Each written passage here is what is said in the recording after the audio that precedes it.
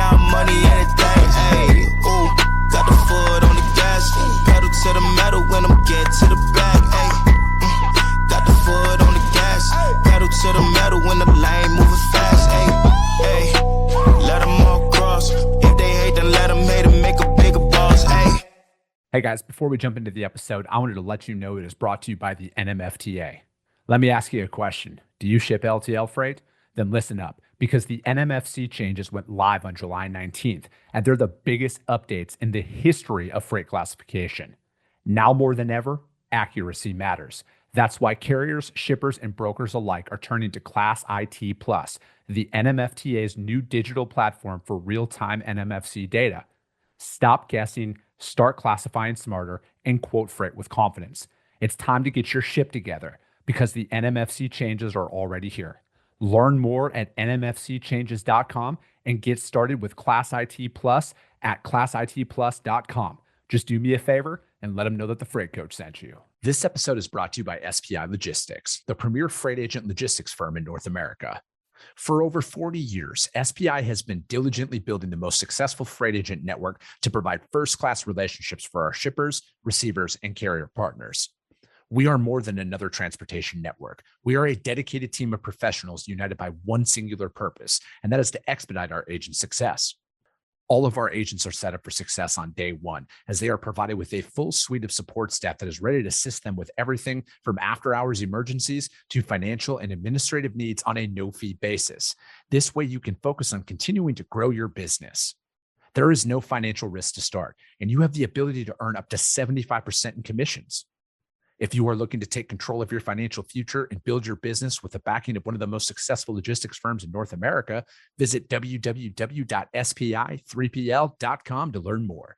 Do me a favor and let them know that the Freight Coach sent you. What is up, ladies and gentlemen? We are back. We are live. It is the Freight Coach Podcast, the top podcast in transportation, coming to you guys every single weekday, 8:30 a.m. Pacific, 10:30 Central, to break down some industry headlines, but most importantly, provide some actual insight into what you can do with all of this information. If this is your first time tuning in, welcome. This is the real side of freight, ladies and gentlemen. And I do say that before every single show. And what I mean by that is I only speak with transportation professionals, because at the end of the day, you guys, I want to talk to the right individuals who have done what you're looking to do or who are currently doing what you're trying to achieve. So you can take that information, apply it, utilize it, and see a meaningful difference in your business and your life. Happy New Year, everybody. It's the first show. We're back from break. I was down in Mexico for a couple weeks, staying with my in-laws, spending Christmas and New Year's down there with some family. And today's episode is not going to be about freight at all, really, because today is the day that a lot of you are, making some life changes and everything. And we're going to be talking about that, right? But it's mainly where to start. And this is coming from two guys who love fitness, but fitness isn't like our identity and like our career path and everything else. And the guy who's on the show today, he's been on the show in the past, and he's literally the strongest guy I know. And I'm not just making this up, you guys. He literally squats over 1,000 pounds. So this is the guy that you want to learn from. So I got my man, Robert Bain, back on the show, the literal strongest. You're the strongest man I know from that perspective. Like, I 1,000 pounds. What was your record on the squat here? First of all, 1151 is my best squat, so put some respect on my name. Yeah, my bad. And the only reason I ever get a little salty about that is, so me being the numbers and stat guy that I am, in the lexicon, the history of powerlifting and strength sports, little under 400 people have ever squatted over 1,000 pounds. Mm-hmm. Less than 100 have done 1,100 pounds. Gotcha. Then so I was the 87th person to ever squat 1,100 pounds. So like that is like a very unique sect of a sect.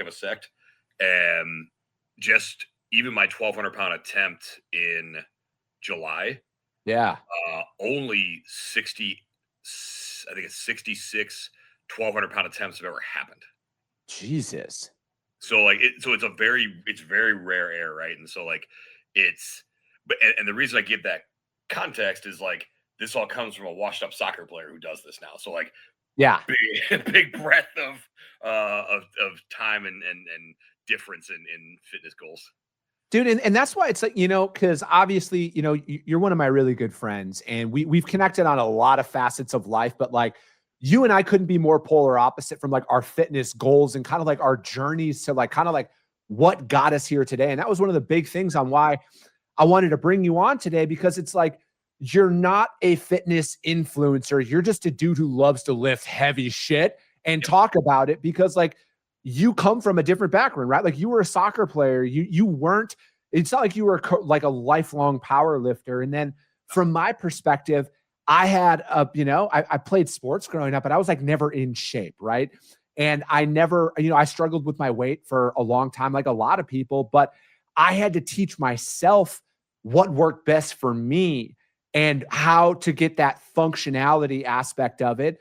And we kind of have different journeys, but we're in the exact same mind frame, just kind of like what we're going after. And, today is a day that a lot of people are, the hangover from New Year's rolled off. I'm a real dude. I understand that not everybody started on the first. And, there's a ton of people out there who are going to talk shit to you like, oh, you already failed. It's the second, you didn't start, blah, blah, blah, blah, blah. But like, this is a lifelong thing for a lot of people. And when you're trying to rewrite a lifetime of bad habits, it's going to take a long time. And I'm one of those individuals where I really hate being told what to do.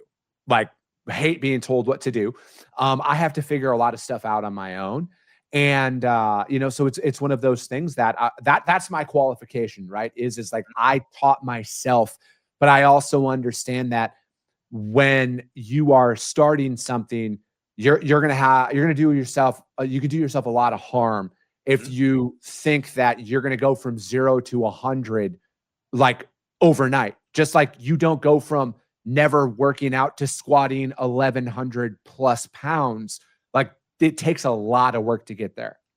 Yeah, and I think it's important to recognize that, like, 'cause I get a lot of people that'll reach out and they'll ask me questions, or like they talk about, oh, like I'm at this, like, I'm not at your weight, and like I gave this analogy because I stole it from Eddie Cohen, one of the best powerlifters of all time.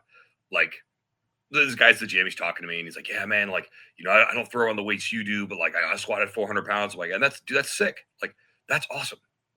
And like, here's the thing, like that, that 400 pounds, that max effort for him, or you're 135, the first time you squat a plate, or you bench, 135, that feels the same to you as 1,200 pounds feels to me.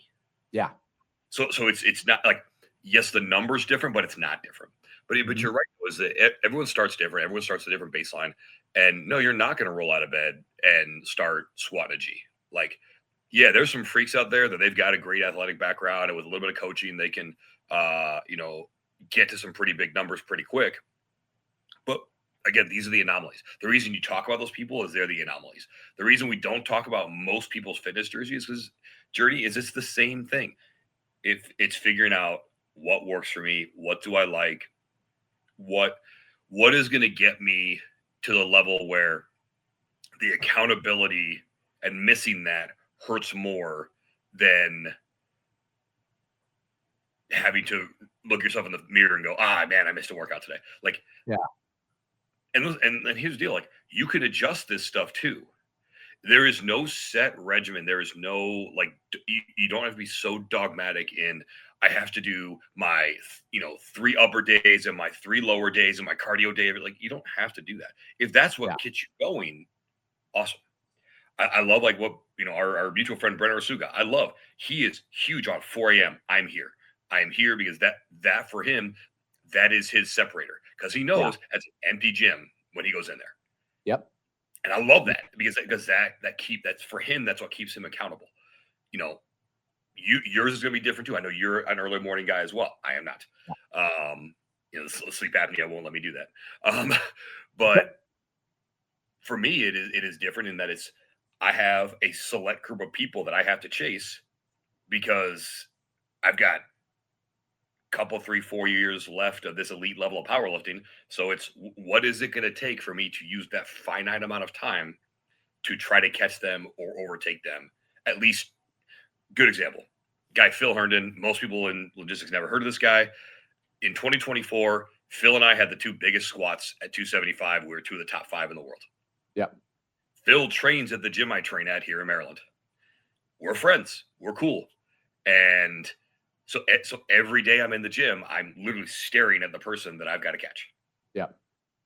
And also knowing that Phil is 30, I'm 43. So like I'll set a mark for him and he will overtake it at some point.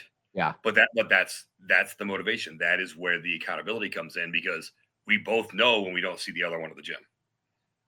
Do you think, because it's for a lot of individuals out there, and and again, my journey in this space is, at my heaviest, I was 260 pounds. And for context, I'm 5'11". I always joke I'm 6 foot in heels, but I'm 5'11". I was 260 pounds. As of late, I'm like 100. I float between 180 and like 183 is kind of where I sit. Right. So it's like, what's that? I would hug you from the front. Dude, it's but the thing is like I've dropped 75 pounds, but I've kept it off, and that's what's most important. Correct. And you look amazing. Like you have really taken care of yourself in that. It wasn't just a drop the weight, never drink water. Like you've done a very good job of recompositioning your body.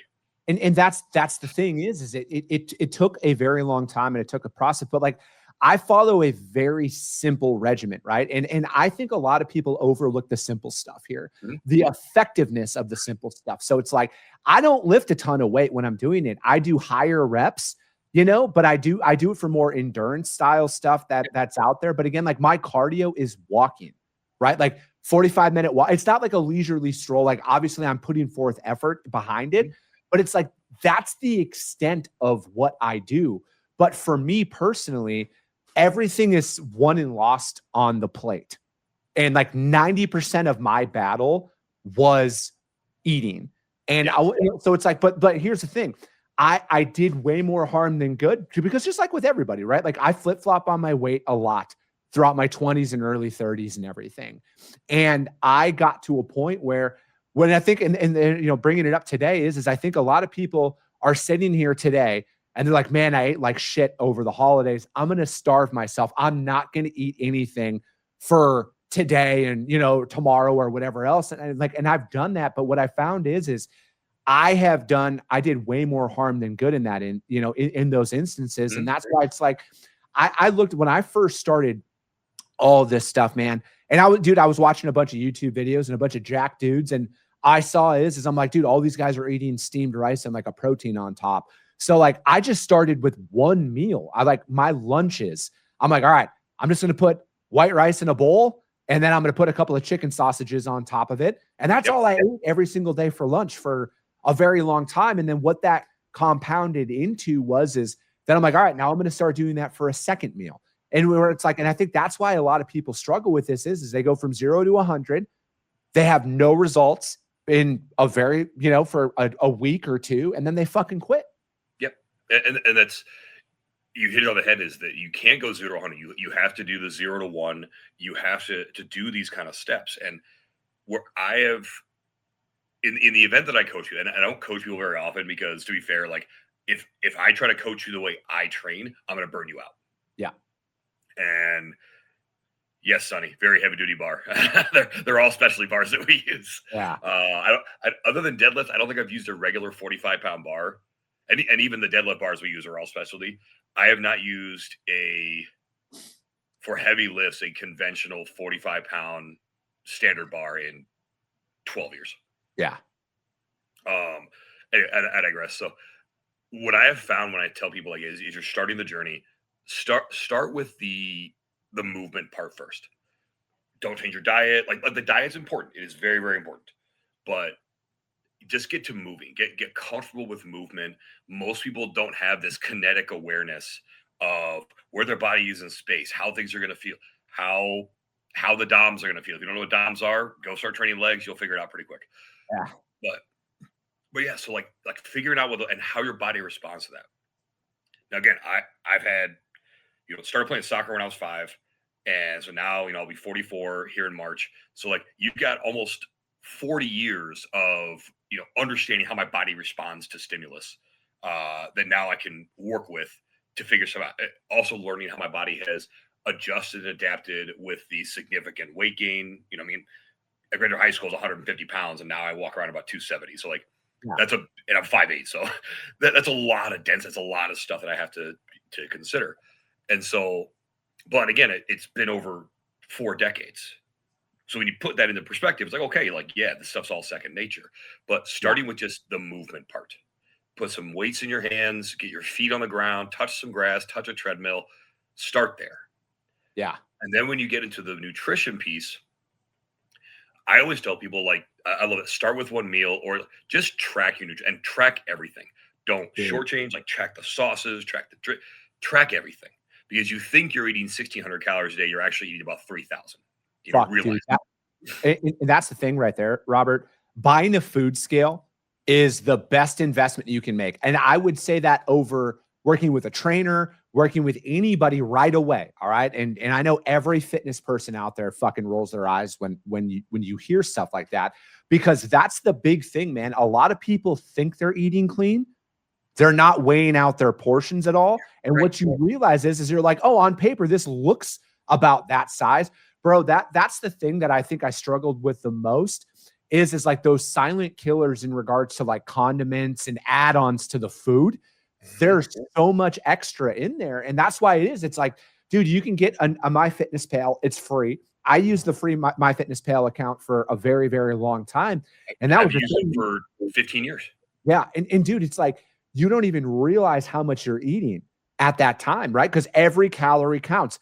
And that was one thing that I've never been a big like soda guy or anything like that, but I try to minimize drinking any of my calories. So like I drink water and black coffee and that's about it. And it's like I try and minimize that because it comes from every direction. You don't even fucking realize it. You go to a Starbucks and you get, or a coffee shop and you get a frap or whatever, bro, there's like 1,000 calories in that motherfucker. Yeah. And here's the thing, like, people get that. It's like, oh, it basically looks like a milkshake. Where it kills you is like that packet of ketchup, that's 60 calories. Yeah. Or barbecue sauce, that's 100 calories you just put up.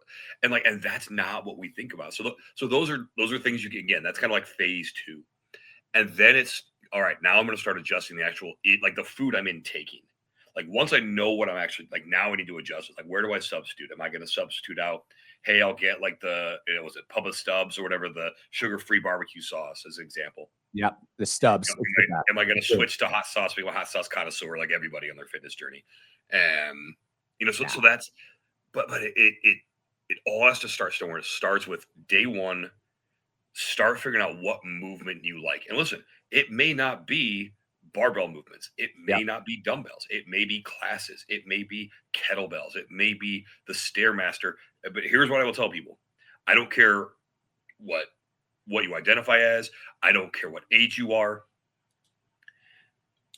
Resistance training lengthens life.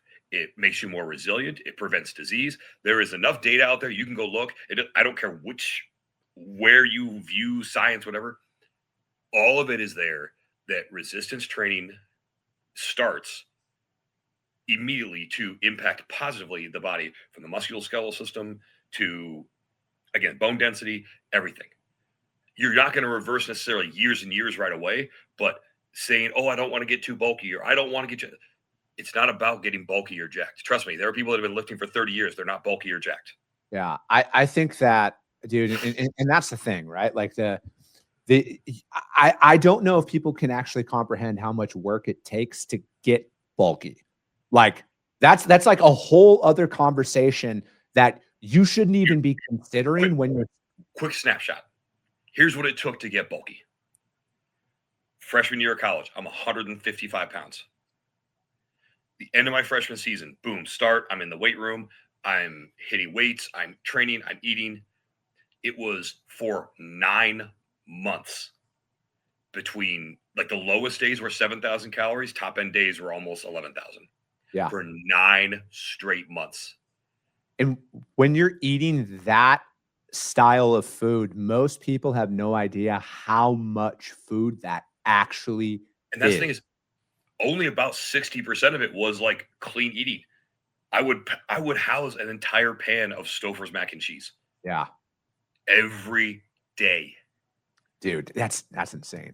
So, but also in that 9 months, I went from $155 to 200 pounds. I didn't lose a step on my 40. I lost like 20 seconds on my mile time. Again, this is when I'm in college, still playing soccer. So now all of a sudden I walk on the pitch and I'm a 200-pound, 5'8" little bowling ball.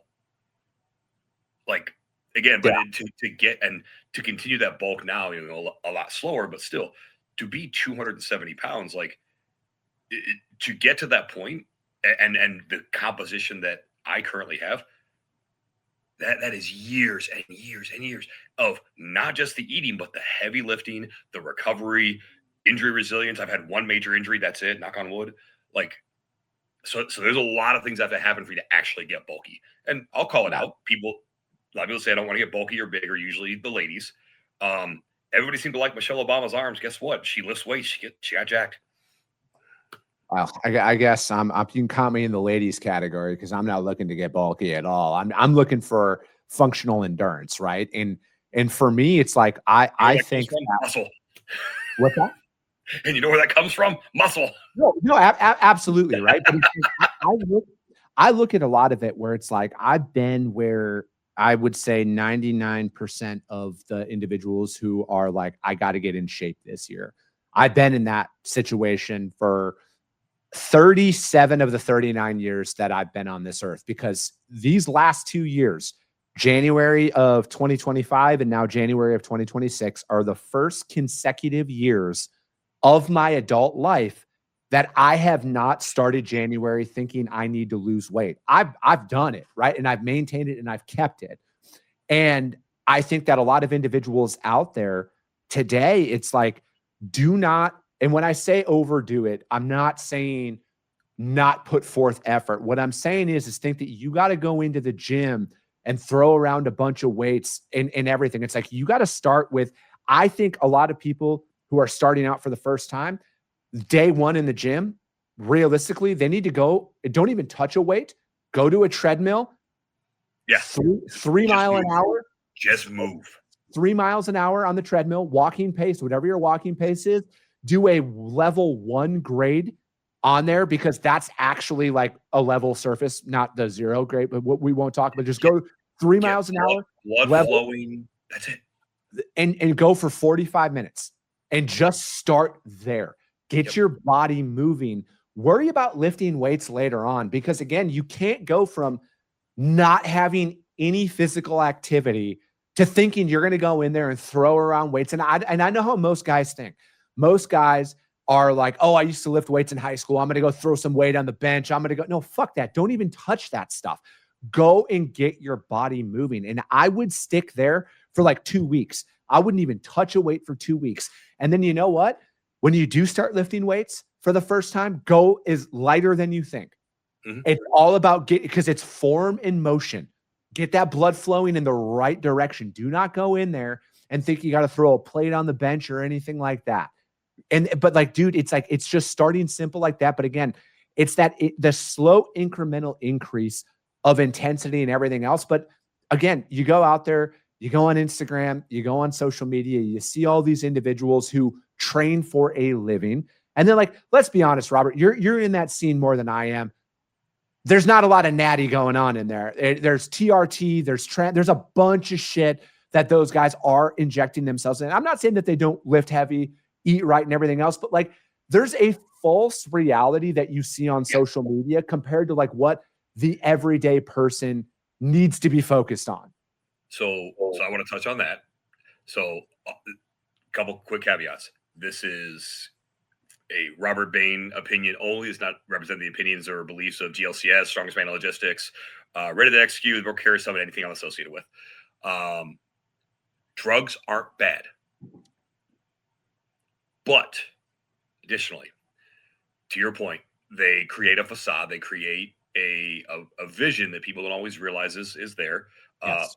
More people are on than you realize, but also more people are on less stuff than you realize. Yes. I mean, I'll call it what it is. If you see a guy in the gym over 40 years old, they have at least contemplated TRT. If they haven't, they're lying. Yeah, no, absolutely. Right. And I was saying that more along the ways of like that perfect physique that a lot of people see. Like, look at some of the what's like the Arnold classic, like those physique guys that are out there, bro, that is such a level of training. And let me explain. The NPC and which is the sanctioning body for all those. Guess what? It's an untested sport. Correct. I compete at the top end of powerlifting, and guess what? It's an untested sport. We are the only sports, strength sports are, that are at least open enough to say that we don't test, to tell you our athletes take drugs. Yeah. Also, every one of your favorite pro athletes are on drugs. If you don't believe me, you're silly. No, absolutely. I agree. I just wanted to put that out there because, again, the average person who's just starting out down this, like, they see a lot of that stuff, and then they don't know that, like, that's step 50 in, like, where they're at, like the buildup that it takes to get there, you know? So it's like, for me, it's like, if you're starting out, and again, this is how I started out. And, you know, Sonny Sharma dropped in there. He's on day 3 of 75 hard. 75 hard, the perfect program for you to recalibrate. Beautiful blueprint. That's where I would start. Like, honestly, I would start there because it's all about building that structure around your day. It's those 2 45-minute workouts. One has to be outside, getting the water, because that's a whole other thing too, right? Adequate hydration. How many people out there do you think aren't achieving their fitness goals because they are not hydrated at the levels that they should be? And that is causing a stagnation in muscle development and growth. Way more than you realize.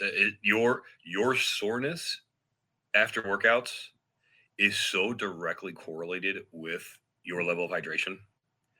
And, like, people say whatever you want about the guys walking around with the water jugs, or, you know, the ladies that have their big dumb cups that are all like, listen, nothing wrong with it. You know, me and my girl, we both are high level competitive powerlifters outside of our careers, and we do our best to get a gallon plus in a day. It is hard. It is difficult to get it that much, because you pee all the time. That's the nice thing, is, like, because you got to go to the bathroom all the time, you don't have time for everybody's crap. You're always trying to find a bathroom. So, but yeah, it's important. But then also, like, when you look at, all right, I'm doing all these things, what are some of the byproducts of that? You stop kind of worrying about, like, all right, when's the next happy hour? I got to get my work in, because if I'm going to go do this training stuff, I don't want to be bothered during my 45 minutes I'm at the gym. So you are more productive at work because of that. You're also more deliberate with your time at home. Like, there are byproducts of this that we don't always realize, that when this becomes truly ingrained in your routine, that it's really a beautiful thing, because you become more efficient in every other area of your life, and you make decisions very differently. Because if you're going for this new physique, like, do I need that drink? I'm not saying alcohol is good or bad. Is it going to be detrimental to some of your progress? Yes, it will, because that is additional calories, that is additional sugars your body has to process. And let's be real, half people listen to this, at least, on Wednesday night, they had a whole bunch. They were very hydrated, and they were in pretty rough shape on Thursday morning. Yeah. No, I know what you mean there, man. And I just, you know, I also look at it where a lot of people, you got to give yourself as the individual a lot of grace in the beginning. Mm-hmm. You really do, because you're going to screw up. You're going to mess it up. And you are rewriting. And again, I'm putting Chris Jolly at the very front of this line. I was rewriting, and I'm still rewriting, a lifetime of bad habits and misinformed habits. And I'm out here now to say, like, it's like, I have found what works for me. All right. So nothing about what I'm about to say from a dietary and an exercise perspective, I'm saying anybody has to do it. This is just what works for me. I'm 39 years old. I have about 12% body fat, and I did all of this on my own. No trainer, no nothing. All right. I have my calories dialed in. And again, you guys use ChatGPT. That's another great tool. I use ChatGPT. Help me change some stuff, because I want to add a little bit of muscle onto my frame this year. So I'm using that. But again, I eat the exact same foods every single day. 3 whole eggs for breakfast with a protein shake and a banana. I eat a protein bar for a snack. I eat now 300 grams of steamed rice at lunch with 6 ounces of chicken and Stubbs barbecue sauce, free, sugar-free, 1 serving size. For dinner, I eat 8 ounces of ground beef every single night. Literally every single night, I eat the same stuff. 300 grams of air fryer potatoes. I buy gold potatoes from Costco, chop them up into little things. I use the nonstick cooking spray. I season them. And because, like, again, I'm a fat kid at heart. I love crispy potatoes. So you get that going. You think you're eating French fries. And I use the sugar-free ketchup that's on there. I portion that out, 16 grams. It's 10 calories. I get all of that done. And I eat that every single day. I got to this point, and now I don't eat for the flavor per se. Like, I'm a good cook, so the food tastes good. I eat for how it makes my body feel. And I know that when I eat that, I know that my body digests it properly. And I know the exact activity output I need to put in every single day to burn and to maintain. So it's like the days, like right now, it's like I do my lift for 45 minutes in the morning now. And then at night, I go for a 45-minute walk. But I have to, my goal is 10,000 steps a day. And if that activity output is what works for me. But again, that was about 5 years of work to get to that point. And it's like, again, I truly think for you to start 45 minutes on the treadmill, stay there, do once a day. You should go for 7 days a week. Don't think you need a rest day. All right. You don't need a rest day. Not when you're like, when you're starting and you're going to build up 45-minute workout, 7 days a week. And just, it's all about that long-term habit. So let me give you now the different snapshot, because again, our mentalities are the same. Our goals are different, right? Correct. I train 4 days a week. I've got a heavy or max effort. And when I say max effort, it's going to be the max of whatever the scheme is going to be. It's going to be 3 reps, 2 reps, 5 reps, single. Yeah. Lower day and upper day. Those are 2 separate days. And then I've got what they call a dynamic, or more about speed, because you want to be able to be both strong and fast, lower and upper day. And then I have 1 day where it's fully focused on like active recovery. So I'm doing movement, like yoga movements and any type of different like tempering of my body to like, work out knots and stuff like that. It's all focused on that. But like my actual training in the gym, it's 4 days a week. But also there was a time in my life where I trained 7 days a week. I either had soccer practice, I had training in the weight room, I had just running, like all my extra stuff. It was 7 days a week. There was no days off. Now, because again, I've got all that mileage on me, and because I'm still competing at a high level, now we've got to balance that out of I don't need to be in the gym as much because my body has to recover from the training, because even my speed days, like today's a speed bench day, and I'll still be benching 365-ish for 5 sets of 5.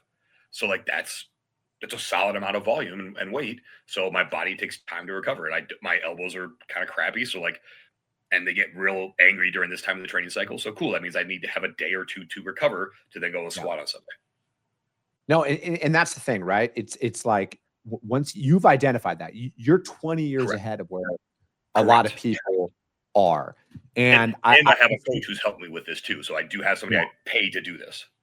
I just think that more people than not need to keep, they need to simplify a lot of this stuff, because again, like I do this, I work just as much, if not more than a lot of people, 60 some hours a week. I own my own company. I'm fucking constantly working. Right. And it's like, I have a family too. I'm married. I have kids. I have all of this stuff, but like, I found that I am a better man. I'm a better husband. I'm a better father.